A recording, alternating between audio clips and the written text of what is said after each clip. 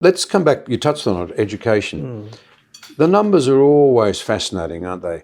I think the Americans, around 3% of kids are educated outside the public system. In Britain, it's around 10%. It's around 40% here. Parents are doing everything they can. Why?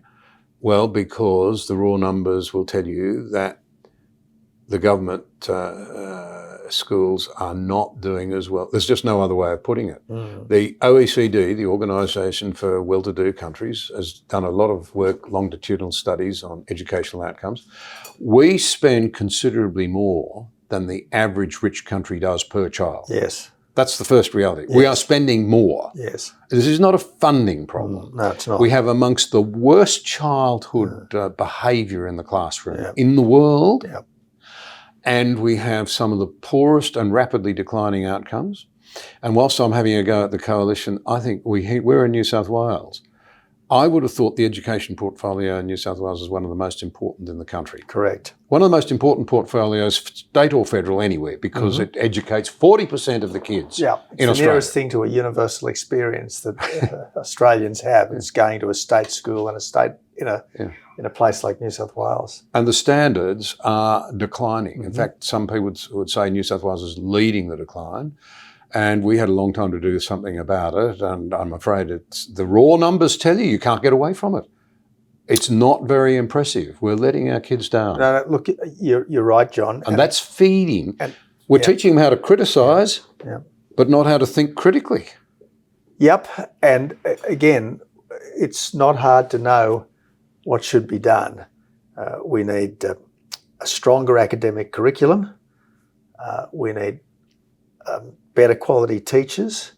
We need far more parental involvement in schools, regardless of their type. And we need more principal autonomy so that schools are not as subject to bureaucratic diktat as they currently are. But again, for as long as I can remember, the whole public policy debate about education has been conducted wholly and solely in terms of the quantum of funding and class sizes. Now, you can have a very small class, but if you've got a hopeless teacher, the kids won't learn. You can spend all the money in the world, but if the teachers are poor and the curriculum is rubbish, the kids won't learn. And if you don't emerge from your education as a reasonably capable, reasonably aware, reasonably curious person, then you're prone not just to economic failure, but to all the social and ultimately mental failures that so many people are subject to today. You know, I reckon even though school education is essentially a state responsibility, and I don't want to have a go at teachers. I mean, we know they're deeply depressed, just absolutely overburdened at the moment. They're not given the tools they need to do the job properly.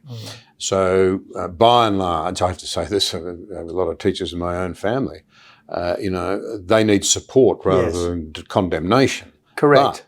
But I would proffer that if the coalition had come forward with a really solid education platform and maybe run some rallies around the country for concerned parents, because we know from the research, that's the point about them wanting, they'll pay almost any price they can, many of them, to get out of the state system.